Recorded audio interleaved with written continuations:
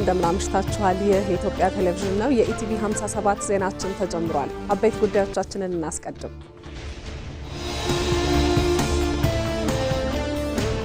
የመደመር መንግስት ያከናወነው ሪፎርም ፖሊስ ህዝባዊ ወገንተኝነት ያለው የሀገርን ጥቅም የሚያስከብር ተቋም እንዲሆን አስችሏል አሉ ምክትል ጠቅላይ ሚኒስትር ተመስገን ጥሩነህ። 20ኛው የፖሊስ ኮሚሽነሮች ጉባኤ ምክትል ጠቅላይ ሚኒስትሩ በተገኙበት ተካሂዷል።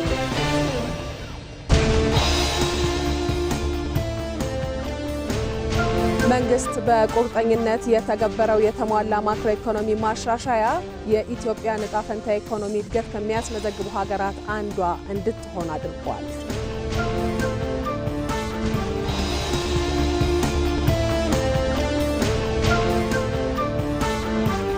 ለኢትዮጵያ የባህር በር ባለቤትነት ጥያቄ ምላሽ ማግኘት ለቀጠናዊ ትስስርና ለዓለም አቀፍ የንግድ መስመር ደህንነት ከፍተኛ አስተዋጽኦ አለው አሉ የኢትዮጵያ ባህር ኃይል ዋና አዛዥ ሬር አድሚራል ክንዱ ገዙ።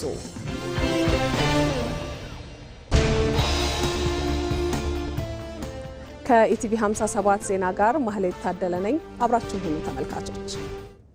እያንዳንዷ ሰከንድ ዋጋ አላት። ሁሉም ሐሳብ እኩል ዋጋ ተሰጥቶታል።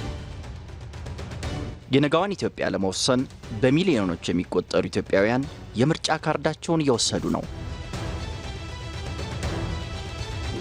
በኢትዮጵያ ብሔራዊ ምርጫ ቦርድ አዘጋጅነት በፌዴራሊዝም ጉዳይ ለአሸናፊነት የሚያበቃቸውን ሐሳብ ሰንቀው 4 ፓርቲዎች በአንድ መድረክ ተገናኝተዋል። እቅድ ካላችሁ እንዴት ያለ እቅድ ነው ያላችሁ? ምን አይነት የክልል መዋቅር መንገድ ይጠቀማል? ባለጉዳዮች ፊት ለፊት ሐሳብ በሐሳብ የሚሞገትበት ፌዴራል ስርዓቱ ከዲሞክራሲ የተፋታ ነው። የእናንተ ምን አይነት ነው የሚሆነው? እኛ ክፍለ ሀገር ነው የምንለው፣ እንደ አዲስ ነው የምናዋቅረው። አንቀጽ 39 ላይ ያለችውን መገንጠልን አንቀበልም። ህገ መንግስቱ ሲረቅ ከመጀመሪያው የጥላቻ መንፈስ ስላለው ያንን የማጥቂያ ሰነድና የማስፈራሪያ ሰነድ ነው። ከማኦ ሴቱንግ እስከ ቼኮቬራ ያቃዱ ፓርቲዎች ትዝታቸው አሁንም አለ።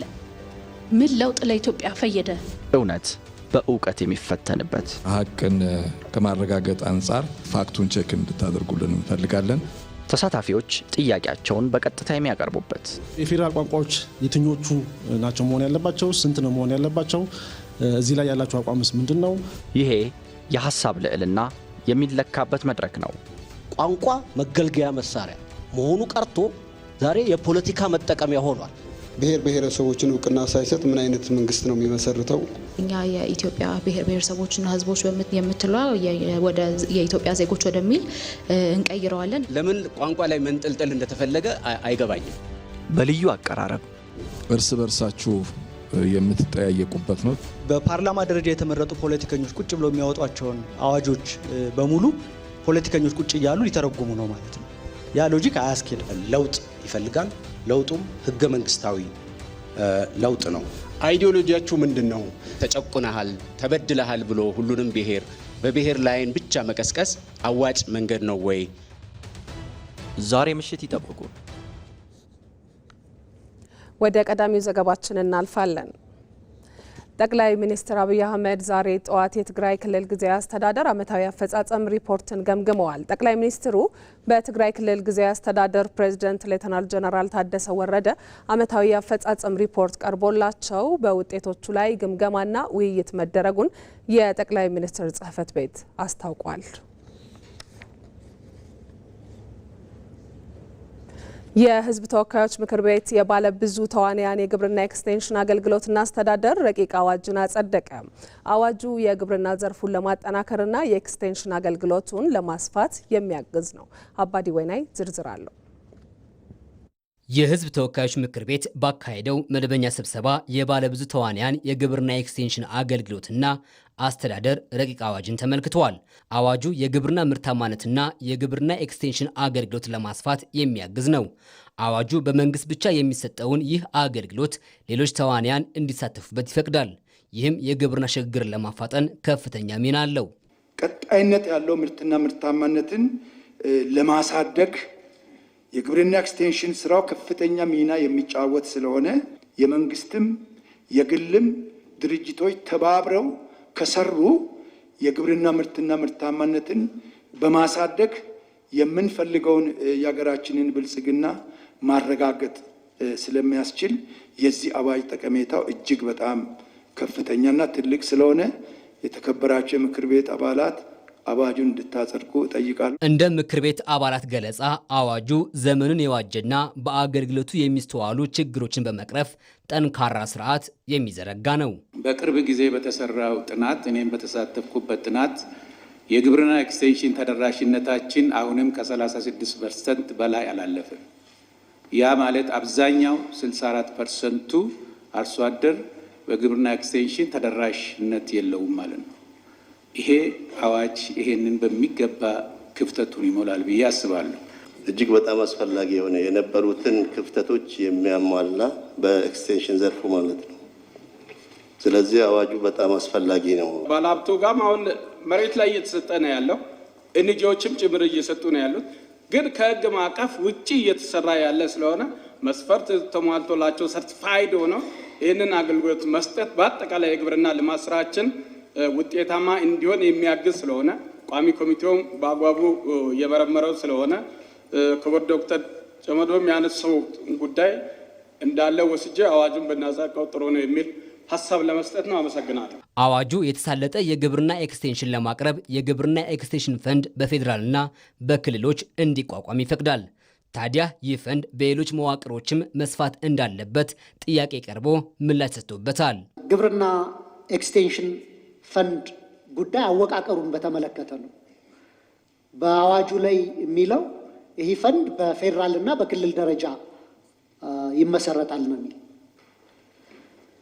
እኔ ግን ቢያንስ ቢቻል እስከ ቀበሌ እና የግብርና ልማት ጣቢያዎች ላይ መድረስ መቻል አለበት። ካልተቻለ ግን ቢያንስ በወረዳ ደረጃ ፈንዱ መቋቋም አለበት ብዬ አስባለሁ። በተማከለ ሁኔታ በክልልም በፌዴራልም ስርዓት ባለው ሁኔታ የፈንድ ሲባል ሌላ ችግር ይዞ ይመጣል። በኋላ በሚፈለገው ተግባር ላይም ላይውል ይችላል። ስለዚህ ስርዓት ባለው ሁኔታ ፌዴራሉም የክልል ቢሮዎችም በአግባቡ ፈንዱን በማፈላለግ የተገኘው ፈንድ ደግሞ ስራ ላይ እንዲውል ለማድረግ በጥንቃቄ እንዲመራ ተፈልጎ መሆኑን ለማንሳት ነው። ምክር ቤቱ ረቂቅ አዋጁን በሙሉ ድምፅ ያጸደቀ ሲሆን የመረጃ ነጻነት ረቂቅ አዋጅና የፌዴራል ሸሪዓ ፍርድ ቤቶች ረቂቅ አዋጅን መርምሮ ለሚመለከተው ቋሚ ኮሚቴ መርተዋል።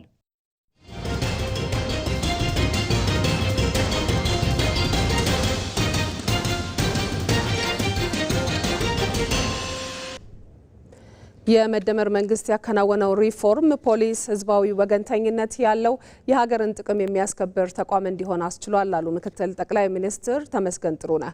20ኛው የፖሊስ ኮሚሽነሮች ጉባኤ ፖሊሳዊ አንድነት ለዘላቂ ሰላም በሚል መሪ ሀሳብ ምክትል ጠቅላይ ሚኒስትሩ በተገኙበት ተካሂዷል። አሸናፊ እንዳለ ወንጀልን አስቀድሞ መከላከል ተፈጽሞ እየተገኘ እንደሆነም በሙያዊ ጥበብ መመርመር የሚያስችል ብቃት ያለው የፖሊስ ተቋምን በመገንባት ሰላምን፣ ደህንነትንና የህግ የበላይነትን የማረጋገጥ ተልእኮ ተሰጥቷቸዋል። የፖሊስ ሰራዊት አባላት ይህ ተልእኮ በቅንጅት የሚከወንበትን አግባብና በቀጣይ የሚሰሩ ስራዎች ላይ የጋራ ምክክር ከሚደረግባቸው መድረኮች አንዱ የሆነው 20ኛው የፖሊስ ኮሚሽነሮች ጉባኤ ምክትል ጠቅላይ ሚኒስትር ተመስገን ጥሩነህ በተገኙበት ተካሂዷል። የመደመር መንግስት ትኩረት ከሰጣቸው ዘርፎች ውስጥ የፖሊስ ዘርፍ ሪፎርም አንዱ መሆኑን የተናገሩት ምክትል ጠቅላይ ሚኒስትር ተመስገን የሀገርን ጥቅምና የህዝብን ፍላጎት ያከበረም የተልእኮ አፈጻጸም መገንባትን ዓላማ ማድረጉን ጠቁሟል። የመደመር መንግስት የኢትዮጵያ ፖሊስ በሚሰጠው አገልግሎት ታማኝም አሳማኝም መሆን አለበት ብሎ ያምናል። ፖሊሶቻችን ለህገ መንግስቱ ለህዝቡና ለህሊናቸው ታማኝ መሆን ይጠበቅባቸዋል። አደራ ጥብቅ ሰማይ ሩቅ ብለው የሚያምኑና ሀገርና ህዝብ የሰጧቸውን አደራ መቼም የትም በምንም ሁኔታ የሚጠብቁ መሆን ይገባቸዋል። ህዝባችን በየቦታው ስራውን የሚሰራውና ህይወቱን የሚኖረው ከፈጣሪ በታች የጸጥታ ተቋማትን አምኖ ነው። በሌላ በኩል ፖሊስ የሚሰራው ስራ አሳማኝ መሆንም አለበት። የሚከናወነው የጸጥታ ጥበቃ ስራ፣ የሚወሰደው ህጋዊ እርምጃ፣ የሚከላከለው ወንጀልና የሚመረምረው ምርመራ ለህዝቡ አሳማኝ በሆነ ስርዓትና ሞራል መከናወን ይገባዋል። የሪፎርም ውጤት በቃላት የሚገለጽ ብቻ ሳይሆን በተግባር የተፈተነና ውጤት የታየበት መሆኑንም ምክትል ጠቅላይ ሚኒስትሩ አንስተዋል። በአንድ በኩል ባለፉት ጊዜያት በባንዳና ባዕዳ ኃይሎች የተቃጣብንን ጥፋት ስንከላከል የፖሊስ ኃይላችን እና ሰራዊታችን በአንድነት ቆሞ መስዋዕትነት በመክፈል ጭምር ኢትዮጵያን አጽንቷል። ይህ የሪፎርም አንኳር ውጤት ነው ብንል ማጋነን አይሆንም።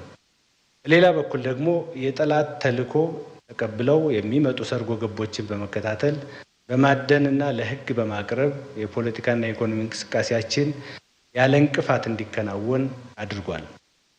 ለዚህ ደግሞ የፖሊስ ኃላፊዎችና መላው አባላት ያላችሁ ሚና የማይተካ።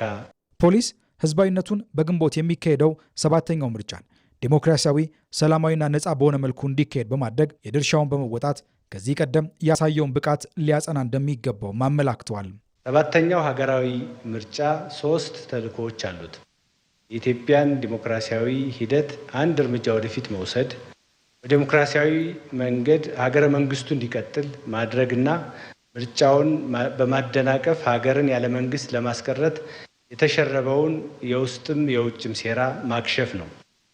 እነዚህ 3 ተልዕኮች ለመወጣት የኢትዮጵያ ፖሊስ ከፍተኛ ሚና ይጠበቅበታል። በአንድ በኩል የምርጫውን ሂደት ያለ እንቅፋት እንዲከናወን የጸጥታውን ስራ በንቃት በልዩ የንስር ዓይን መከታተል ይገባዋል። በሌላ መልኩ ደግሞ የምርጫ ተሳታፊዎቻችንና የተሳታፊዎቻችን እንቅስቃሴ እንዲሁም የምርጫ ቁሳቁሶች ደህንነታቸውን መጠበቅ ሌላው ዋና ተግባር ይሆናል። ከዚህ በተጨማሪ የምርጫውን ሂደት ለማደናቀፍ ከውጭና ከውስጥ የሚሰነዘረውን ጥቃት መከላከልና ማምከን የግድ ይላል። ሪፎርሙ የፖሊስ ስራ ቅንጅትን መሰረት አድርጎ እንዲከናወን ማስቻሉን ያነሱት የፌዴራል ፖሊስ ኮሚሽነር ጄኔራል ደመላሽ ገብረ ሚካኤል ይህም ውጤት ማስገኘቱንና ለቀጣይ ስራ ስንቅ መሆኑን ጠቁመዋል። የወንጀል ምርመራ ስራችንንም በመረጃና በማስረጃ መር ላይ የተመሰረተ ሰብአዊ መብትን ያከበረ አሁን ላይ ድንበር ተሻጋሪና በጣም እንደ ዓለምም በአህጉር ደረጃ ከፍተኛ ደረጃ የሚታዩ የምርመራ ስራዎችን እየሰራ ትላልቅ የወንጀል መከላከል ስራዎችን እያከናወነ የሚገኝበት ደረጃ ላይ ደርሷል። ይህንን ስራ ስናከናውን በተለይ ከክልሎች ጋር ከፍተኛ የሆነ ቁርኝት በማድረግ ፖሊስ ለፖሊስ ብርን በማስፋት ትላልቅ ስራዎች ተሰርተዋል።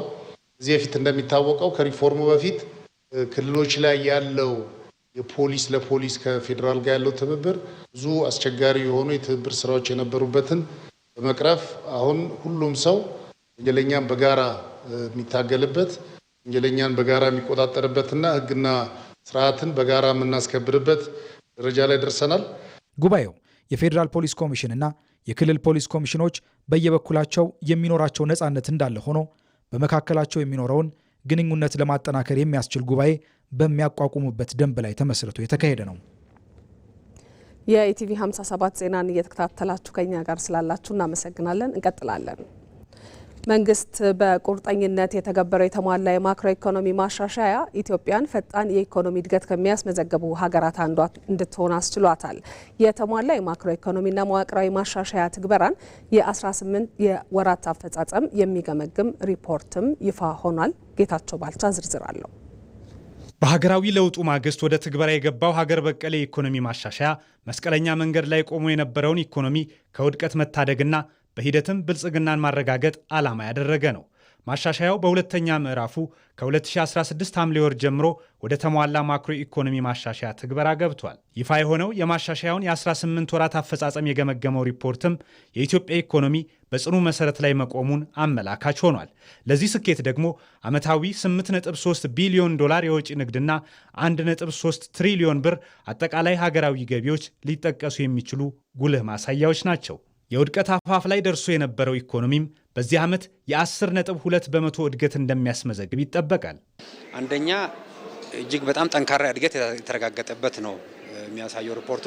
ጠንካራ እድገት እያረጋገጠች ነው ሀገራችን። ሁለተኛ ደግሞ ይህ እድገት ደግሞ በማክሮ ኢኮኖሚክ ስታቢሊቲ የተደገፈ ነው። ኢንፍሌሽን የቀነሰ ነው። እድገት ግን በከፍተኛ ደረጃ እያደገ ነው ያለው። እንደዚህ አይነት ውጤት የሚያገኙ ሀገሮች በጣም ውስን ናቸው። ስለዚህ የኢትዮጵያ የማክሮ ኢኮኖሚ መረጋጋት እንዲሁም የፈጣን እድገት አንድ ላይ ተቀናጅቶ እየተካሄደ ያለና ውጤቱም ይሄን ነው የሚያሳየው። በአጠቃላይ ዘርፎች አፈጻጸምም የውጭ ምንዛሪ ግብይቱም በተረጋጋ መልኩ እየሄደ ነው ያለው። የሀገር ውስጥ ገቢ የማሻሻል ስራው ተጠናክሮ እየሄደ ነው ያለው። በአጠቃላይ ከዴቨሎፕመንት ፓርትነርስ ጋር ያለን ግንኙነት ደግሞ እጅግ በጣም ጠንካራና ብዙ ውጤት የተገኘበት ነው። አጋርነትን በማጠናከር ረገድ ከአይኤምኤፍ ከወርልድ ባንክ ከሌሎች የልማት አጋሮች እንዲሁም በዕዳ ሽግሽግ ድርድር ረገድም እጅግ በጣም ከፍተኛ ውጤት የመጣበት ነው። ማሻሻያው በጠቅላይ ሚኒስትር አብይ አህመድ ቀጥተኛ አመራር በተለያዩ የመንግስት ተቋማት የተቀናጀ ስራና በዓለም አቀፍ የልማት አጋሮች ድጋፍ እየተከናወነ ይገኛል። በጠቅላይ ሚኒስትሩ የሚመራ የተቀናጀ የማክሮ ኢኮኖሚክ ማኔጅመንት አለ። የማክሮ ኢኮኖሚክ ቲም የምንለው ማለት ነው። ብሔራዊ የማክሮ ኢኮኖሚክ ኮሚቴ አለ፣ ፕራይም ሚኒስትሩ የሚመራው። እንዲሁም የፖሊሲ ቲም አለ፣ የቴክኒካል ቲም አለ። ስለዚህ ከፍተኛ የሆነ ቅንጅት በተቋማት መካከል የተካሄደ በፊስካል ፖሊሲ፣ በሞኔታሪ ፖሊሲ፣ በኤክስቼንጅ ሬት ፖሊሲ እንዲሁም የዘርፍ ምርታማነትን ለማሳደግ የሚያስችሉ ፖሊሲዎችና ጥረቶችና ውጤቶች አንድ ላይ ተቀናጅተው አጠቃላይ ሲስተሙ በአንድ ላይ ያመጣ ውጤት ነው የጠንካራ እድገት። ኢትዮጵያ በተለያዩ ውስጣዊና ውጫዊ ተግዳሮቶች ውስጥ ሆና ያስመዘገበችው ውጤት የሚደነቅና የፖሊሲ ለውጦቹ ፍሬ ማፍራት መጀመራቸውን የሚያረጋግጥ ነው።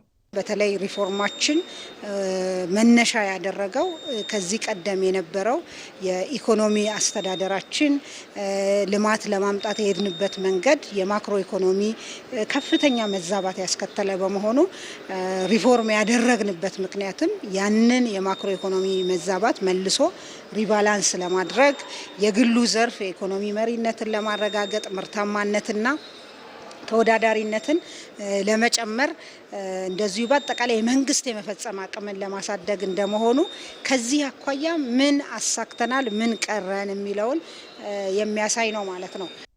ሪፖርቱ የተገኙ ስኬቶችን ከመዘርዘር ባለፈ ወደፊት ሊያጋጥሙ የሚችሉ ስጋቶችን ቀድሞ በመለየትና የመፍትሄ እርምጃዎችን በመጠቆም ረገድ እንደ ስትራቴጂያዊ ፍኖተ ካርታ የሚያገለግልም ነው። ዓለም አቀፍ ደረጃውን ጠብቆ የተዘጋጀው ይህ ሪፖርት የሀገር ልጆች ብቃትንም አስመስክሯል።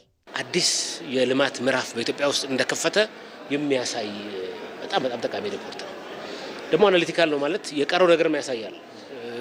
መስራት ያለባቸው ቀጣይ ነገሮች ምንድናቸው የሚለውንም በደንብ ያሳየ በጣም ጠቃሚ ሪፖርት ነው። ያው ሀገር በቀል ነው ሪፎርማችን። አሁን እንዲህ አይነት ሪሊ ትልልቅ ተቋማት አይኤምኤፍ፣ ዓለም ባንክ ትልልቅ ተቋማት የሚያወጡትን ሪፖርት የሚተካከል ትልቅ ሪፖርት ማውጣት እንደቻልን የሚያሳይ ነው። በተፈጠረው አቅም በጣም ደስ ብሎኛል። ስለነዚህ የኢትዮጵያ ስኬቶች ደግሞ ዓለም አቀፍ ተቋማትና ምሁራንም ምስክርነት እየሰጡ ነው። Given Ethiopia's history, this makes the current reform effort particularly significant. የኢትዮጵያን ታሪክ ስንመለከት አሁን እየተከናወነ ያለው ሪፎርም ጠቃሚ መሆኑን እንረዳለን። ከሁሉም በላይ ሪፎርሙ ሀገር በቀል እንዲሆን መንግስት ያሳየው ቁርጠኝነት ጠንካራ ሆኖ እናገኘዋለን። የመንግስት አመራሮችም ሪፎርሙን ለማሳካት በኃላፊነት እየሰሩ ነው። ይህ ደግሞ ተቀባይነቱን የሚያጠናክር ሆኗል። የወጪ ንግድ እድገት፣ የውጭ ምንዛሬ መጠባበቂያ ክምችት መጨመር፣ የገቢ አሰባሰቡ ማደግ ከተገኙ ውጤቶች መካከል የሚጠቀሱ ናቸው። በአጠቃላይ የሪፖርቱ ይፋ መሆንና የተመዘገቡት አሃዞች ለሀገር ውስጥም ሆነ ለውጭ ባለሀብቶች ትልቅ የምስራችና የመተማመኛ ምልክት ናቸው። ኢትዮጵያ በምስራቅ አፍሪካ ብቻ ሳይሆን በመላው አህጉሪቱ የኢኮኖሚ አንቀሳቃሽ ሞተር ለመሆን የጀመረችው ጉዞ በተሳካ ሁኔታ መቀጠሉንም በጉልህ ያሳያሉ። ዓለም ባንክ ኢትዮጵያ የመንግስት አመራር ቁርጠኝነትን ከታለመለት ድጋፍ ጋር አጣምራ የልማት ድርጅቶቿ ስኬት እንዲያስመዘግቡ አስችላለች አለ። ኢትዮጵያ ከነበረችበት የዕዳ ስጋት ወጥታ ድርጅቶቹን ከፖለቲካ ተጽዕኖ ነፃ በማድረግ ወደ ኢኮኖሚ አውታር እንዲቀየሩ አስችሏል። መሐመድ አልቃድር ዝርዝር አለው። በኢትዮጵያ የኢኮኖሚ ታሪክ ውስጥ የመንግስት የልማት ድርጅቶች ለረጅም ዓመታት እንደ ትልቅ ሸክም ሲታዩ ቆይተዋል። ብዙዎቹ ድርጅቶች ራሳቸውን መቻል ተስኗቸው በህዝብ ታክስና በጀት ላይም ጥገኛ ሆነው ለበርካታ ዓመታት ዘልቀዋል። ይሁን እንጂ ከቅርብ ዓመት ወዲህ የተጀመሩት ተከታታይና መዋቅራዊ ማሻሻያዎች የድርጅቶችን ገጽታ ሙሉ በሙሉ ቀይረውታል። የዓለም ባንክ ባወጣው ሪፖርትም በተለይም በ2016ና 17 በጀት ዓመት የመጀመሪያዎቹ 9 ወራት የተመዘገቡ ውጤት የኢትዮጵያ የልማት ድርጅቶች ወደ አዲስ የእድገት ምዕራፍ መሸጋገራቸውን የሚያበስሩ ሆነዋል። በዚህ አጭር ጊዜ ውስጥ የመንግስት የልማት ድርጅቶች ለሀገሪቱ የገቢ ምንጭነት ያበረከቱት አስተዋጽኦም አስደናቂ ነው። ድርጅቶቹ በአጠቃላይ 98 ቢሊዮን ብር ወይም $600 ሚሊዮን የታክስ ክፍያ የፈጸሙ ሲሆን በተጨማሪም 19 ቢሊዮን ብር ወይም $120 ሚሊዮን የትርፍ ክፍፍልን ለመንግስት ገቢ አድርገዋል። ይህ የፋይናንስ ፍሰት መንግስት ለደሞዝ ክፍያ፣ የኤሌክትሪክ ኃይል አቅርቦትንና ሌሎች ማህበራዊ አገልግሎቶችን በበቂ ሁኔታ እንዲያገኝ እንዲያቀርብ ትልቅ አቅም ፈጥሮለታል። ከሁሉም በላይ ደግሞ በዓመታዊ በጀቱ ላይ ይደርስ የነበረውን ከፍተኛ የፋይናንስ ጫና በማቅለል ረገድም ወሳኝ ሚናን ተጫውተዋል። ይህንን ስኬት የዓለም ባንክ የኢትዮጵያ፣ የኤርትራ፣ የደቡብ ሱዳንና የሱዳን ዳይሬክተር ማሪያ ሳሊም የኢትዮጵያ መንግስት የልማት ድርጅቶችን በማዘመን ያስመዘገበው ውጤት በማድረግ ያነሱታል። ጠንካራ የመንግስት አመራር ከታለመለት ድጋፍ ጋር ተጣምሮ ሲገኝ የሚገኘው እድገት ትልቅ ሊሆን እንደሚችል ትልቁ ማሳያ ሲሉም ያነሱታል።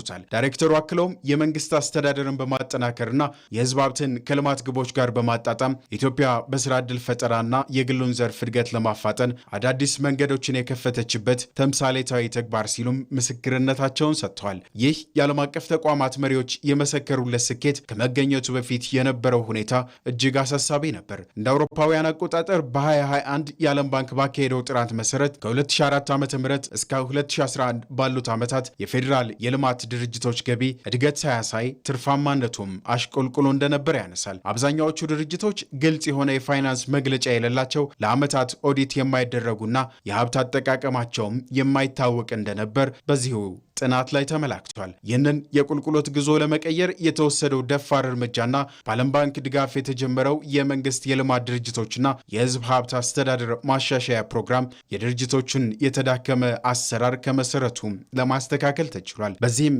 የገንዘብ ሚኒስቴር አስቀድመው ሁሉንም የልማት ድርጅቶች የሚያካትት ዘመናዊ የመረጃ ቋትን በመገንባት ድርጅቶቹ በግልጽ መረጃቸውን እንዲያደራጁ ማድረጉን የዓለም ባንክ ባወጣው ሪፖርት ላይ አመላክቷል። ሪፖርቱ ቀጥሎም የኢትዮጵያ ጉዞ ስጋትን ከመቀነስ እድሎችን ወደ መጠቀም መሸጋገሩን ያነሳል። የመንግስት ሀብት የጥቂቶች መጠቀሚያ ወይንም የኪሳራ ምንጭ የነበረበትን ታሪክ ቀይሮ ለሚሊዮን ኢትዮጵያውያን ጸጋ የሚውልበት መባቻ ላይ መገኘቱንም በሪፖርቱ ላይ ተመላክቷል። የዚህ ለውጥ ትልቁ ድል የታየው በድርጅቶቹ ዕለታዊ አፈጻጸም ላይ ሲሆን ለአብነት ያክልም ለዓመታት በኪሳራና በኦዲት ክምችት ይታወቅ የነበረው የኢትዮጵያ ፖስታ በአጭር ጊዜ ውስጥ ወደ ትርፋማነት መሸጋገሩ የእነዚህ ድርጅቶች ዕጣ ፈንታ መቀየሩን ያመላክታል። የኢትዮጵያ የንግድ ስራዎች ኮርፖሬሽን የራሱን አወቃቀር በመቀየር የግሉ ዘርፍ በግብርናው ንግድ ውስጥ እንዳይሳተፍ እንቅፋት የነበሩ አሰራሮችን በማስወገድ ላይ በማተኮር ለውጥ ስለማምጣቱም የዚሁ የዓለም ባንክ ሪፖርት የመሰከረው ነው። አሁን ላይ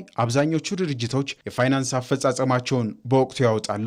ለሀገሪቱ ወጣቶች አዲስ ተስፋን የፈጠሩ ድርጅቶችም በፋይናንስ የጠነከሩና አገልግሎታቸውም እየሰፋ እንዲሄድ አድርጓል። አዳዲስ የክህሎት ማዕከላትንም በእነዚሁ ድርጅቶች አማካኝነት እንዲፈጠሩ ሆኗል። ትላንት የሀገር ሸክም የነበሩ ድርጅቶች ዛሬ የኢትዮጵያ ኢኮኖሚ ግንባር ቀደም ምሰሶዎች መሆናቸውን የዓለም ባንክ የኢትዮጵያ፣ የኤርትራ፣ የደቡብ ሱዳንና የሱዳን ዳይሬክተር የሆኑት ማሪያ ሳሊም ምስክርነታቸውን እንዲሰጡ ያስገደደ ሆኗል።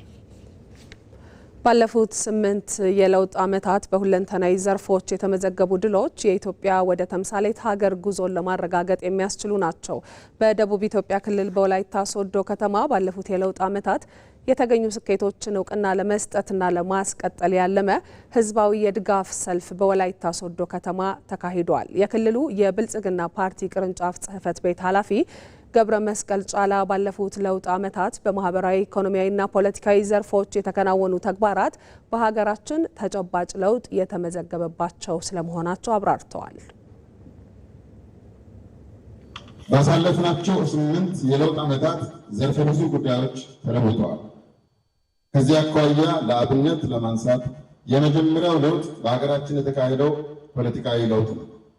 ይኸውም በሀገራችን አንዱ ብቸኛ ወሳኝና የኢትዮጵያ ልዩ ባለመብት፣ ሌላው ደግሞ ሁለተኛ የሀገሪቱ ዜጋ ወይም አጋር በማለት ከማግለል ይልቅ በሀገራቸው ጉዳይ ላይ በጋራ የመወሰን የፖለቲካ ስልጣን የሚያረጋግጥ አካታች ሀገራዊ የፖለቲካ ፓርቲ ብልጽግና የተመሰረተበት ብቻም ሳይሆን የሀሳብ ልዩነትን እንደ ጠላት ከሚመለከተው የፖለቲካ ምህዳር በመላቀቅ ከተፎካካሪዎች ጋር በትብብርና በፉክክር መንፈስ በጋራ ጉዳዮች ላይ አብሮ መስራት የሚያስችል አዲስ የፖለቲካ ልምምድ የተጀመረበት ምዕራፍ ነው። እንደ ሪፖርተራችን ትዕግስቱ ቡቼ ዘገባ የወላይታ ዞን ዋና አስተዳዳሪ ረዳት ፕሮፌሰር ሳሙኤል ተሰማ ለኢትዮጵያ ከፍታ የድል ችቦ የተለኮሰበት መጋቢት 24 በውስጡ ብዙ ለውጦችን የያዘ ስለመሆኑ ጠቁመዋል። ሀገራችን ኢትዮጵያ በለውጡ ማግስት ጀምሮ ዘርፈ ብዙ ሀገራዊ ልማትና እድገት አቅጣጫዎችን በመጀመር የአፍሪካ ብልጽግና ተምሳሌት በመሆን ጉዟን ከጀመረችበት እነሆ የዛሬ 8 ዓመት ሆኗል። በዚህም የአገር ሉዓላዊነትና ገናና ሀገር መገንባት ራዕዩን ለማድረግ በርካታ ስራዎችን በመስራት በሀገር ግንባታ ላይ ትኩረት ተደርጎ እየተሰራ ይገኛል። ሀገር የሚገነባው በትውልድ ነው። ትውልድ የሚፈጠረው ደግሞ በሀገር ወዳድነት ስሜት በመስራት ነው።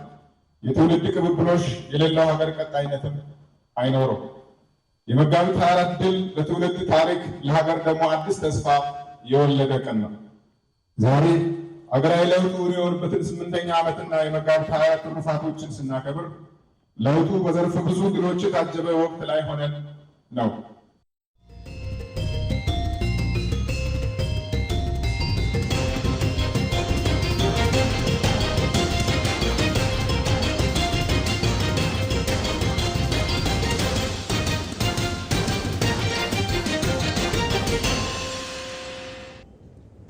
ዜና እረፍት። አምባሳደር ቆንጅት ስነ ጊዮርጊስ ከዚህ ዓለም በሞት ተለዩ። አንጋፋዋ ዲፕሎማት አምባሳደር ቆንጅት ስነ ጊዮርጊስ በሕክምና ሲረዱ ቆይተው ከዚህ ዓለም በሞት ተለይተዋል። አምባሳደር ቆንጅት የውጭ ጉዳይ ሚኒስቴርን በ1950ዎቹ ተቀላቅለው ከዴስክ ኦፊሰርነት እስከ ከፍተኛ አመራርነት አገልግለዋል። አምባሳደሯ በኦቶዋ፣ ካይሮ፣ ቴልአቪቭ እና ቬና በሚገኙ የኢትዮጵያ ሚስዮኖች ባለሙሉ ስልጣን አምባሳደር ሆነው ያገለገሉ ሲሆን በአፍሪካ ህብረትና በተባበሩት መንግስታት የአፍሪካ ኢኮኖሚክ ኮሚሽንም ቋሚ መልእክተኛ በመሆን ሰርተዋል። ከሰኔ 2009 እስከ መስከረም 2011 ዓ.ም ደግሞ ኢጋድ በመራው የደቡብ ሱዳን የሰላም ስምምነት ላይ ልዩ አማካሪ ሆነው ማገልገላቸውን የውጭ ጉዳይ ሚኒስቴር መረጃው ያመለክታል። ጠቅላይ ሚኒስትር አብይ አህመድም ከግማሽ ክፍለ ዘመን በላይ ኢትዮጵያን በዲፕሎማሲው መስክ ያገለገሉት አምባሳደር ቆንጅት ስነ ጊዮርጊስ በማረፋቸው የተሰማቸውን ሀዘን ገልጸዋል። አምባሳደር ቆንጅት ከልጅነት እስከ እውቀት ኢትዮጵያን በዲፕሎማትነት በማገልገል ከአምባሳደር ዮዲት እምሩ ቀጥለው ሁለተኛዋ ሴት የኢትዮጵያ አምባሳደር ናቸው። ለሕግ፣ ለአሰራር፣ ለፕሮቶኮልና ለኢትዮጵያ ጥቅሞች በነበራቸው የጸና አቋም እናስታውሳቸዋለን። ከእርሳቸው በኋላ አያሌ ሴት ዲፕሎማቶች በመስኩ እንዲሰማሩ መንገዱን አስፍተዋል ብለዋል ጠቅላይ ሚኒስትር አብይ አህመድ። ለቤተሰቦቻቸው፣ ለስራ ባልደረቦቻቸውና ለመላው ኢትዮጵያውያንም መጽናናትን ተመኝተዋል።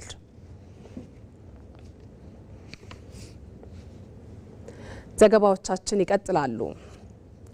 ለኢትዮጵያ የባህር በር ባለቤትነት ጥያቄ ምላሽ ማግኘት ለቀጠናዊ ትስስርና ለዓለም አቀፍ የንግድ መስመሮች ደህንነት ከፍተኛ አስተዋጽኦ አለው አሉ የኢትዮጵያ ባህር ኃይል ዋና አዛዥ ሪር አድሚራል ክንዱ ገዙ። የቀይ ባህርና የኤደን ባህረ ሰላጤ ቀጠና የባህር አስተዳደር አካታችና ትስስር ለጋራ ጥቅም በሚል መሪ ሀሳብ በውጭ ጉዳይ ኢንስቲትዩት አማካኝነት የውይይት መድረክ ተካሂዷል። ነጻነት ፍቅሩ ተከታትለዋለች። ላለፉት ዓመታት የቀይ ባህር አስተዳደር በባህር ዳርቻ ሀገራት ብቻ የታጠረ ሆኖ ቢቆይም አሁን ላይ ግን ይህ አካሄድ የቀጠናውን ዘላቂ ሰላምና የጋራ እድገት ሊያረጋግጥ እንደማይችል እየታመነበት መጥቷል። ለዚህም ለጋራ ተጠቃሚነት የተሻለ ትብብር አስፈላጊ መሆኑ አያጠያይቅም። የኢትዮጵያ የባህር በር አልባ መሆን ወሳኝ የሆኑ የኢኮኖሚ እድሎችን እንድታጣ ማድረጉ ብቻ ሳይሆን ቀጠናዊ ሚናዋን እየተፈታተናት ነው ያሉት የኢትዮጵያ ባህር ኃይል ዋና አዛዥ ሪር አድሚራል ክንዱ ገዙ ኢትዮጵያ ጠንካራ የባህር ኃይል በመገንባቷ የባህር ላይ ውንብድናን፣ ህገወጥ የጦር መሳሪያ ዝውውርን፣ ሽብርተኝነትንና መሰል ስጋቶችን ለመዋጋት ከፍተኛ የትብብር አቅም እንደሚሆን አብራርተዋል። ኢትዮጵያ የባህር በር አልባ መሆኗ ወሳኝ የሆኑ ኢኮኖሚያዊ እድሎችን እንድታጣ ማድረጉ ብቻ ሳይሆን ቀጠናዊ ሚናዋም እንዲቀንስ አድርጓል። ኢትዮጵያ በቀይ ባህር ላይ ታሪካዊ መብትና ስልታዊ ጠቀሜታ አላት። የኢትዮጵያ የባህር በር ፍላጓ ከሀገራዊ ግብ በላይ ለቀጠናው ሀገራት የጋራ ጥቅሞች የሚውል ነው። ይህም ከአፍሪካ ህብረት የ2063 አጀንዳ ጋር የሚጣጣም ነው። በተጨማሪም እንደ የባህር ላይ ዘረፋ፣ ሽብርተኝነት፣ መደበኛ ያልሆኑ የስደትና የሰዎች ዝውውር ያሉ የጋራ ደህንነት ስጋቶችን ለመቋቋም የኢትዮጵያን የባህር ላይ ሚና ያጠናክራል። በዛሬው ተለዋዋጭ የጂኦፖለቲካ ሁኔታ በቀጠናዊ ውህደትና በዓለም አቀፍ አጋርነት ላይ የተመሰረተ አካታች የባህር ላይ አስተዳደር እንዲኖር የሚቀርበው ጥሪ እየጨመረ ነው። በዚህም የባህር በር ተደራሽነት፣ ትስስርና የኢኮኖሚ እድገት ወደ ጋራ መረጋጋት እንዲሸጋገሩ ይጠበቃል። የቀይ ባህርና የኤደን ባህረ ሰላጤን ዘላቂ ሰላምና የኢኮኖሚ እድገትን ለማሳለጥ ሁሉንም ሀገራት የሚያሳትፍ የባህር ላይ አስተዳደር መገንባት እንደሚያስፈልግ የገለጹት የውጭ ጉዳይ ኢንስቲትዩት ዋና ዳይሬክተር ጃፋር በድሩ ናቸው። በቀይ ባህር ሰላም መረጋጋትና የኢኮኖሚ እድገትን ለማምጣት የሚደረጉ ትብብሮች በሁለትዮሽም ይሁን በባለብዙ ወገን የሚደረጉ ትብብሮች በቀይ ባህር ላይ ጥገኛ የሆኑ ሀገራትን ኢኮኖሚያቸው፣ ማህበራዊ ቀጣይነታቸው የተሳሰሩ ሀገራትን ማካተት አለበት። ያ አለማካተቱ በቀይ ባህር መድረክ ውስጥ ሰላም መረጋጋትና ሁሉንም አሳታፊ የሆነ የአስተዳደር ስርዓት የህግ ማዕቀፍ ለማምጣት ያለውን ውስንነት በጉዳዩ ዙሪያ ላይ አካታች የሆነ ገቨርናንስ በጣም ወሳኝ እንደሆነ ከቀጠናው የመጡ ተወካዮች፣ የዘርፉ ምሁራንና ተመራማሪዎች፣ የፖሊሲ አማካሪዎች የጋራ መረዳት የፈጠሩበት ሁኔታ አለ። የኢትዮጵያ የባህር በር ጥያቄ የቅንጦት ሳይሆን የህልውና ጉዳይ መሆኑ የተነሳ ሲሆን በተለይም ለቀጠናው ሰላምና ደህንነት መረጋገጥ ወሳኝ ሚና አለውም ተብሏል። በአካባቢው ላይ በቀጠናው ላይ ኢትዮጵያ ካለምንም ጥያቄ አንከር ስቴት የምትባል ወይም አያል ይሄንን አያልነቷን ተጠቅማ ቀጠናው ላይ ሰላምና መረጋጋት እንድታመጣ እንድታስጠብቅ ወደ ባህር በር መመለስ ወይም ደግሞ ወደ ባህር ዳርቻ እንድትወጣ ማድረግ የመጀመሪያው ስቴፕ ይሆናል ማለት ነው እና ለኢትዮጵያ ኦፍ ኮርስ የመነገጃ ባህር በር ይሰጣታል። ቀጠናውን ደግሞ በማረጋጋት እንዲሁም ደግሞ ከዚህ ፈልሶ ወደ አውሮፓ ሀገራት እየሄዱ እዛ ከፍተኛ መጨናነቅ እየፈጠሩ ያሉ ስደተኞችንም እዚህ በመያዝ ከቀጠናውም ከአህጉሩም ያለፈ ጥቅም የሚሰጥ ሰፊ አርዕስት ነው ማለት ነው። በውይይቱ በሕዝብ ተወካዮች ምክር ቤት የውጭ ግንኙነትና የሰላም ጉዳዮች ቋሚ ኮሚቴ ሰብሳቢ ዶክተር ዲማ ነገዎ፣ ከፍተኛ የመንግስት የፖሊሲ አውጪዎች፣ ዲፕሎማቶችና ከቀጠናው የተውጣጡ ባለድርሻ አካላት ተገኝተዋል። ቀዳማዊት እመቤት ዝናሽ ታያቸው የትንሣኤ በዓልን ምክንያት በማድረግ ማዕድ አጋሩ። በዓሉ ከመብላትና ከመጠጣት ባለፈ የተቸገሩ ወገኖችን በማገዝ ሲከበር ትክክለኛ ትርጉሙን ያገኛል። ማዕድ ማጋራት የተቸገሩ ወገኖች ወገን እንዳላቸው የሚያመለክትና ተስፋ የሚሰጣቸውም ጭምር ነው። ብሩክታይት ታገኝ በዚህ ጉዳይ ላይ ያሰናዳቸዋል። የትንሣኤ በዓል የእርቅ የፍቅርና የመተሳሰብ ምሳሌ ነው። ይህንን የበዓል መንፈስ ይበልጥ ትርጉም ባለው መልኩ ለማክበር ቀዳማዊት እመቤት ዝናሽ ታያቸው በጽሕፈት ቤታቸው በኩል ማዕድ አጋርተዋል። ከአዲስ አበባና ከአካባቢዋ የተውጣጡ 150 አካል ጉዳተኞችና ዝቅተኛ የኑሮ ደረጃ ላይ የሚገኙ የማህበረሰብ ክፍሎች ናቸው ማዕዱንም የተጋሩት። ይህ መርሃ ግብር ከመብልና መጠጥ ባለፈ በበዓል ወቅት ማንም ሰው ብቻውን እንዳልሆነና ማህበረሰባዊ ድጋፍ እንደማይለየው እንደሚያሳይም ማዕድ የተጋሩ የህብረተሰብ ክፍሎች ገልጸዋል። ዛሬኛ በተለያየ ችግር ላይ ያለን እንኖራለን። በጡረታ ላይም ያለን አለን፣ ወይም ደግሞ ምንም የሌለንም አለን። ይህንን ሁሉ አስበው አመት ባሉን ከሌላ እኩል ካለው እኩል እንድንውል ማድረጋቸው ከሁሉም በላይ ነው ደስ የሚለኝ። አካል ጉዳተኞችን ማሰባቸው እንደ ራሳቸው አድርገው ማሰባቸው ለኔ ትልቅ ደስታ ነው ይፈጥርብኝ። በዓል ብዙ ጊዜ ያው በማግኘትና በማጣት ላይ ይመሰረታል። ነገር ግን ይህንን አሁን ማግኘት ሆኖ በዓልን ለማክበር እንደዚህ አይነት አጋጣሚ መልካም አጋጣሚ ስለተፈጠረ ይህንን በቀዳማዊት እመቤት የተዘጋጀውን ስጦታ እግዚአብሔር ይስጥልን ነው ምንለው። ወገናዊነታቸውን ስለሆነ ቀዳማዊት እመቤት ያሳዩን እና ይሄ ደግሞ በእግዚአብሔርም በሰውም ፊት መልካም ስለሆነ እኔም ትልቅ ደስታ ተሰምቶኛል። ችግረኛ አለ፣ ብዙ እንትን አለ እና ያው ባዶ እንዳይሆን ይህንን ነገር መስዋዕት አድርገው ይህንን ነገር ብዙ ነገር አድርገው ያው በዓልን በዓል አስመስለው ለዚህ አብቅተው ለዚህ ያጠሩንን እጅግ በጣም አድርገን እናመሰግናለን። ማዕድ ማጋራት ማህበራዊ እሴቶች እንዲጎለብቱም የራሱን ሚና ይጫወታል። እንደ አይነት ማዕድ ማጋራት ሲጀመር ኢንስፓየር መሆን፣ ተፈላጊነት ማግኘት፣ እኔም እንደማያለው እኩል ነኝ ተሰርቼ ለውጣለሁ ብሎ ማለት የተፈላጊነት ስሜትን በዓልን ደስ ተሰኝቶ እንደ ሌሎችም ተጫውቶ ስቆ ማለፍንም ያመጣል። እሱ በጣም ትልቅ የሚያመጣው ቀላል ትንሽ ይመስላል፣ ግን ብዙ ማህበራዊ ስራዎችን ነው የሚሰራው። አብሮ መብላት፣ አብሮ መጠጣት፣ አካል ጉዳተኛ፣ ትንሽ ድሃ ዚሳ እንል አይደል ስንኖር የነበረው ይሄ በቃ ባርን ቁጥር ማህበራዊ ስሬታችን እያደገ የመጣትን እድል እንዲሁ አለው። በቀዳማዊት እመቤት ዝናሽ ታያቸው የተደረገው ይህ ተግባር አቅም ያለው ሁሉ በአቅራቢያው የሚገኙና ድጋፍ የሚሹ ወገኖችን በማሰብ በዓሉን በጋራ እንዲያሳልፍ ጥሪ የሚያስተላልፍ ሰዋዊ ተግባር ነው።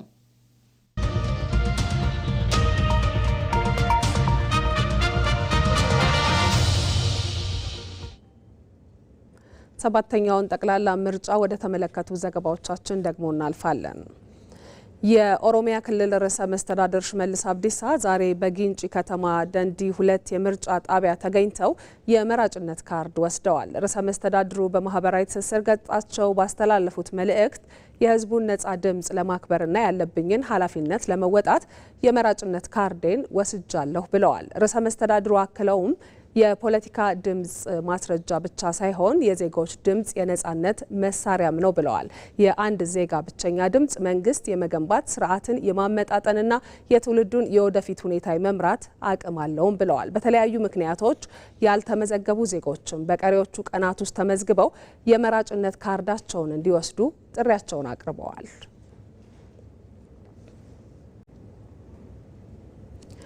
ዜጎች በምርጫ ወቅት የሚያሳዩት ንቁ ተሳትፎ የሀገርን የወደፊት እጣ ፈንታ ለመወሰንና የተጠያቂነት ስርዓትን ለማስፈን ወሳኝ ነው።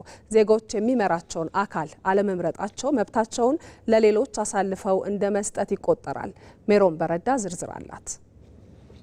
በኢትዮጵያ ባለፉት ስርዓት የነበሩ የምርጫ ሂደቶች ድምፅን ሳይሆን ጠመንጃን፣ ምርጫን ሳይሆን ዜጎችን በግድ ያፈኑ ነበሩ። የህዝብ ፈቃድ ሳይጠየቅ በጉልበት ስልጣን ላይ በመቆየት ዜጎችን ለሞትና ለእንግልት ከመዳረጋቸውም በላይ ሀገርን ያለ ፍትህ የባህር በሯን ጭምር እስከ ማሳጣት ያደረሰ የታሪክ ጠባሳንም ጥሎ አልፏል። የጊዜያዊ ወታደራዊ አስተዳደር ደርግ ስልጣኑን ከያዘ በኋላ ስልጣን መያዝ ያለበት በምርጫ እንጂ በውርስ አይደለም በሚል እምነት ምርጫዎች ኢማሌድ፣ ኢሰፓ ምናምን የሚባሉ ድርጅቶች ተቋቁመው የምርጫ እንዲከናወን ተሞክሮ ነበረ። ግን መጨረሻ ላይ የነበረው ውጤት ህዝቡን ሙሉ በሙሉ ያሳተፈ ባለመሆኑ የሚፈለገውን ያህል ታርጌት ሳይመታ ቀርቷል። ከዛ በኋላ ግን በኢህአዴግ ዘመን ምርጫ በሚል በርካታ ምርጫዎች ተከናውነዋል። እነዚህ የተከናወኑት ምርጫዎች ትክክለኛ ዲሞክራሲን የሚያረጋግጡ ሳይሆን የይስሙላ ምርጫዎች ነበሩ። በዲሞክራሲያዊ ስርዓት ግንባታ ሂደት ውስጥ ዜጎች በምርጫ ወቅት የሚያሳዩት ንቁ ተሳትፎ የሀገርን የወደፊት እጣ ፈንታ ለመወሰንና የተጠያቂነት ስርዓትን ለማስፈን ወሳኝ ነው። ምርጫ ዛሬ ላይ ሆኖ የነገውን የሀገር አካሄድ መወሰን ብቻ ሳይሆን ህዝብን ላገለገለ አስተዳደር ሽልማት፣ ላጠፋው ደግሞ ህዝብ የሚቀጣበት ዲሞክራሲያዊ መሳሪያው ነው። ምርጫ ሲመረጥ የኔ የሚለው የባለቤትነት ነገም ችግር ሲፈጠር ሊጠይቆ የሚችልበትን አቅም የሚፈጥርለት፣ አይ የለም ለሀገሬ የሚበጅ ሂደት ላይ አይደለም ያለው ለሀገሬ የሚበጀው ይሄ ነው ብሎ መጠየቅ የሚችልበትን፣ ዛሬ በምርጫ ወደ ስልጣን ያመጣውን አካል መጠየቅ የሚችልበት መብትም ኃላፊነትም ይኖረዋል። ወጣቱ በተለይ እያንዳንዱ ዜጋም ምርጫ ካርዱን አውጥቶ የሚያዘውን መንግስት ለመምረጥ ራሱን ያዘጋጅላል። የዜጎች አለመምረጥ ደግሞ መብታቸውን ለሌሎች አሳልፈው ከመስጠታቸውን ባሻገር ባልመረጡት መንግስት ላይ ቅሬታን የማቅረብ ሞራልን ጭምር ያሳጣል። ራሱ ዛሬ ያልመረጠው መሪ ነገ ይሄን አጠፋ ብሎ ሊጠይቀው ስለማይችል መብቱን ለማስከበር የሀገሪቷን ልማት ለማሳደግ የሚታዩትን የሰላም ችግሮች ሙሉ በሙሉ ለመደምሰስ ሙስናን፣ መልካም አስተዳደርን ለማስፈን የሚያስችለን ምርጫ ነውና ለዚህ ሁሉ ይጠቅመናል ብለን የምናምንበትን መሪ መምረጥ የሚኖርብን በምርጫ ነው። አለመምረጣቸው የሚያሳጣው መብትን ነው፣ እድልን ነው። እድል መጠቀም ያስፈልጋል። በመምረጡ መንግስትን ነገ እኔ የመረጥኩ በዚህ መንገድ ልትመራኛ አይደለም ብሎ መጠየቅ የሚችልበትን መብት አለውና ያን መብቱንም ያሳጣዋል። ሁለተኛ ካልመረጠው ምናልባት የተመረጠው መንግስት እንደ ዜጋ ነጥሎ ምንም የሚያደርገው ነገር ባይኖርም፣ ነገር ግን ምርጫ መካሄዱ አይቀርም፣ ሀገር መቀጠሉ አትቀርም። ዜጎች መምረጣቸው አይቀርም። ሁላችንም ብንመርጥ የኛ መንግስት ነው ብለን መናገር እንችላለን። የምናጣው የምናገኘው ነገር ሳይሆን ሉዓላዊነታችንን የሚያስከብርልን መንግስት በምርጫ ካርዳችንን እናረጋግጥ። ታዲያ ኢትዮጵያ ሰላሟን አስጠብቃ በመቀጠል ዜጎቿ በሰላም ማጣት ከመታወክ ተሻግረው በሰላማዊ ሀገር ላይ የጋራ ማንነትን ይገነቡ ዘንድ የምርጫ ካርድ ወሳኝ ሚናን ይጫወታል። ትክክለኛ ምርጫ ከተከናወነ ሀገሪቷ የኔ ነች፣ መንግስቱ የኔ ነው ብሎ ህዝቡ ስለሚያምን በሁሉ ነገር ተሳታፊ ይሆናል፣ ተሳትፎውን ያሳያል። ስለዚህ በሚደረገው 7ኛው ምርጫ ትልቅ ትንሽ ሳይባል ኢትዮጵያዊ የሆነ ሁሉ 7ኛው ምርጫ በሰላማዊ መንገድ ማከናወን መቻል አለበት። ዜጎች ምርጫን እንደ ተራ ክንውንም ሳይሆን የግል ህይወታቸውንና የሀገራቸውን የወደፊት ጉዞ የሚቀይር ትልቅ አጋጣሚ አድርገውም ሊመለከቱት ይገባል። ወጣቶች በ7ኛው ጠቅላላ ምርጫ የነቃ ተሳትፎ እንዲያደርጉና ከወዲሁም የምርጫ ካርድ እንዲወስዱ ጥሪ ቀርቧል። ምርጫ ለሰላምና ዴሞክራሲ ስርዓት ግንባታ አስፈላጊ በመሆኑ እድሜው ለመራጭነት የደረሰ ሁሉ የምርጫ ካርድ በመውሰድ በንቃት እንዲሳተፍ ይጠበቃል። ሞላ አለማየሁ የሀገር ባለቤት ወጣት እንደመሆኑ አቅም የምርጫ ካርድን መውሰድ ያው ተገቢ ነው ብዬ አስባለሁ። ወጣቱ ይሄንን ድምጹ ለሀገር ለነገም ለዛሬ ብቻ ሳይሆን ለነገ ዕጣ ፈንታ ጭምር ወሳኝነት ስላለው ካርዱን መውሰድ አለበት ብዬ አምናለሁ። ምርጫ ካርዴን አውስቻለሁ። ይሄም ያንድ እንደ ኢትዮጵያዊነት ዜግነቴን የሚበጀኛን ያስተዳድርልኛል፣ ለወደፊት ሀገሪቱን ያስተዳድራታል፣ ኃላፊነት የወጣቱን ተጠቃሚነት ማህበራዊ ፖለቲካዊ ተጠቃሚነት ለማስቀደም ይበጀኛል ብሎም ደግሞ እንደ ሀገር እንዳንድ ወጣት የሚጠበቅብኝን የዜግነት ግዴታዬን ምርጫ ካርድ ወስጃለሁ ማለት ነው። ለምርጫ ራሴን አዘጋጅቻለሁ። ስለዚህ ይበጀኛል የሚለውን ነገር ለማድረግ በየአካባቢው ፍትሃዊ እንዲሆን ምርጫውን መውሰድ አለበት የሚል በራሴ የምርጫውን ካርድ ወስጃለሁ። ምክንያቱም እኔ ያስተዳድረኛል ይበጀኛል የሚለኝን ለመምረጥ ቅድሜ ምርጫውን ካርድ መያዝም ስለነበረብኝ ወስጃለሁ። ስለዚህ ምርጫችን ሰላማዊ ሆኖ እንዲካሄድ የበኩላችንን አስተዋጽኦ እንወጣለን። ለሁሉም ነገር ገብቶ ወጥቶ ለመስራትም ምርጫም ለመምረጥም ሀገርም እንደ ሀገር ቀጥላ በዛ በሀገር ውስጥ የሚኖረን ማንኛውንም ጥቅም ለማግኘት ሀገር መጀመሪያ ሰላም መሆን አለበት። በዚህ ውስጥ ደግሞ ትልቁን ድርሻ የሚወስደው ወጣት ነው።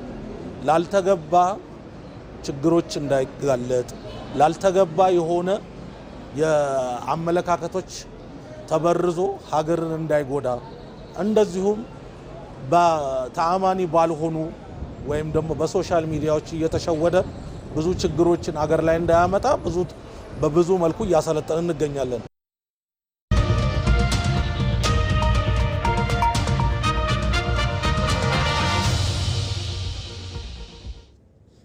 ወደ ውጭ ዘገባችን እናልፋለን። የአሜሪካው ፕሬዝዳንት ዶናልድ ትራምፕ ኢራን የቀረበላትን የመደራደሪያ ነጥቦች አክብራ በተሰጣት የጊዜ ገደብ የሆርሙዝ ሰርጥን ካልከፈተች ወደ ድንጋይ ዘመን እንመልሳታለን አሉ።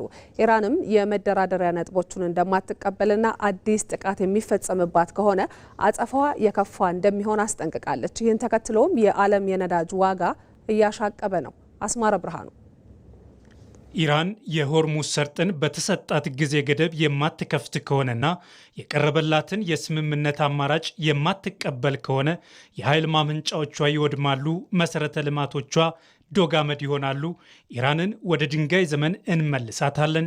ይህ የአሜሪካው ፕሬዝዳንት ዶናልድ ትራምፕ ትላንት አመሻሹን ከጋዜጠኞች ጋር በነበራቸው ቆይታ ያነሱት ዓለምን ያስደነገጠ ንግግራቸው ነበር። አሜሪካና እስራኤል በኢራን ላይ የከፈቱት ጦርነት 5 ሳምንታትን የተሻገረ ሲሆን ዳፋው ቀጠናውን እንዳይሆን አድርጎታል። አሜሪካና እስራኤል በኢራን ላይ የከፈቱት ጦርነት 5 ሳምንታትን የተሻገረ ሲሆን ዳፋው ቀጠናውን እንዳይሆን አድርጎታል። የጦርነቱ ጦስም ለዓለም ሀገራት ተርፎ በነዳጅ እጥረትና በኢኮኖሚ መቃወስ ዓለምን መናጥ ጀምሯል። ይህ የመካከለኛው ምስራቅ ወይንም የ3ና 4 ሀገራት ጉዳይ ብቻ ሳይሆን ዓለምን ማወክ የጀመረውን ጦርነት በድርድር ለመቋጨት የተደረጉ ተደጋጋሚ ሙከራዎችም ሲከሽፉ እንጂ ፍሬያማ ሲሆኑ እየታየ አይደለም። ለኢራን የሆርሙዝ ሰርጥን እንድትከፍት በአሜሪካ የተቀመጡ ተደጋጋሚ የጊዜ ገደቦችን ኢራን ውድቅ ስታደርጋቸው ቆይታለች።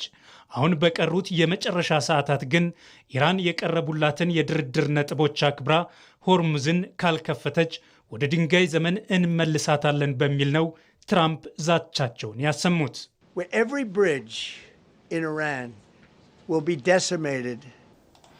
ኢራን ያቀረብንላትን የሰላም አማራጭ የማትቀበልና የሆርሙዝ ሰርጥን የማትከፍት ከሆነ የኢራን ድልድዮች የሚወድሙ ይሆናል። የኢራን የኃይል ማመንጫ ጣቢያዎችም ድጋሚ አገልግሎት መስጠት በማይችሉበት ደረጃ ይቃጠላሉ፣ ይጠፋሉ። ሙሉ በሙሉ ነው የሚወድሙት። እኛ ኢራንን ሙሉ ለሙሉ ለማውደም 4 ሰዓታት ብቻ ይበቁናል። ጊዜ ሰጥተናቸዋል። በእነዚህ ሰዓታት ውስጥ የማይስማሙ ከሆነ ግን ወደ ድንጋይ ዘመን እንመልሳቸዋለን። they're going to have no bridges, they're going to have no power plants. Stone Ages, yeah. አሁን ላይ በኢራን በደረሰው የመሰረተ ልማት ጉዳት የመገናኛ መሰረተ ልማቶች ወድመዋል። ይህም የድርድሩን ሂደት በማጓተት እያሳደረው ያለው አሉታዊ ጫና ቀላል አይደለም። ትራምፕም ይህንን ጉዳይ በመግለጫቸው ያነሱ ሲሆን በዚህ ጦርነት ኔቶ ከአሜሪካ ጎን ባለመሰለፉ ማዘናቸውንም አንስተዋል። ኢራን የቀረበላትን የተኩስ አቁም ጥሪ በቋሚነት ጦርነቱን ማቆም አስፈላጊ ነው በሚል ውድቅ አድርጋለች። የቴህራኑ መንግስት አሜሪካ ላቀረበችው የተኩስ አቁም ምክረ ሀሳብ ምላሿን በፓኪስታን በኩል ማስገባቷ የሚታወቅ ነበር።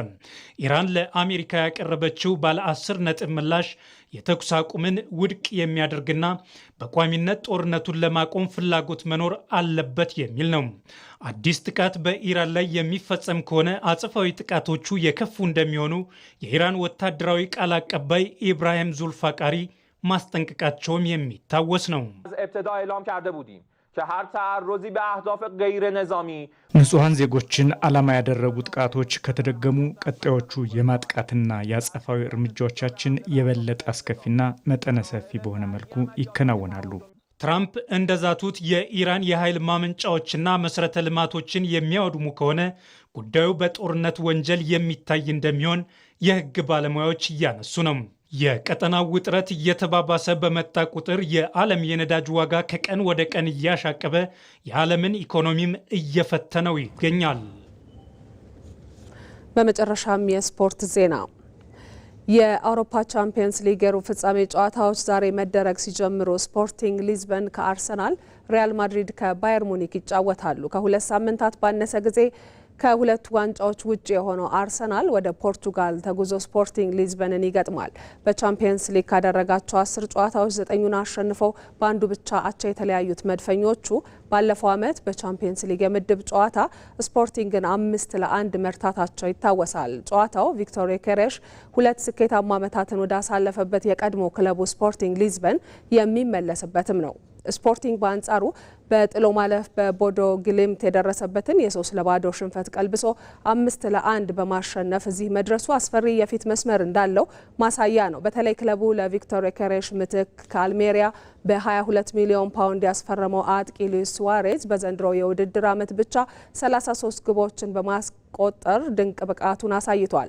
በምሽቱ ጨዋታ በአርሰናል በኩል ቡካዮ ሳካና ዩሬን ቲምበር በጉዳት ከስብስቡ ውጪ መሆናቸውን አሰልጣኝ ሚካኤል አርቴታ ይፋ አድርጓል። በሌላ የመድረኩ ተጠባቂ ጨዋታ ሪያል ማድሪድ ባየር ሙኒክን ይገጥማል። ሁለቱ ኃያላን በመድረኩ ከዚህ ቀደም 28 ጊዜ ሲገናኙ ከነዚህ ውስጥ 26ቱ በጥሎ ማለፍ የተፋለሙባቸው ናቸው። ማድሪድ ከሙኒክ ጋር ባደረጋቸው ያለፉት 9 ጨዋታዎች ያልተሸነፈ ሲሆን በቻምፒየንስ ሊግ ለሩብ ፍጻሜ ከደረሰባቸው 22 አጋጣሚዎች አብዛኛውን ወደ ግማሽ ፍጻሜ በመድረስ የሚስተካከለው የለም። በአንጻሩ ባቫሪያኖቹ በቻምፒየንስ ሊግ 24 ጊዜ ሩብ ፍጻሜ በመግባት ቀዳሚ ቢሆኑም ከነዚህ ውስጥ ወደ ግማሽ ፍጻሜ የደረሱት ግን በ14ቱ ብቻ ነው።